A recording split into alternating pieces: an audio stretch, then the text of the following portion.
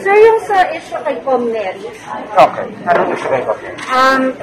well, si Senator Drilon is saying that he's going to have a hard time at the CA, especially with the statement of Atty. Topacio that a drug lord gave her 10 million pesos. Well, I think Commissioner Mary is ready to answer these allegations, and at the proper time, she will call a meeting with the press. It's just that right now, I think the commissioners are more focused on getting the job done, the elections, than on other matters.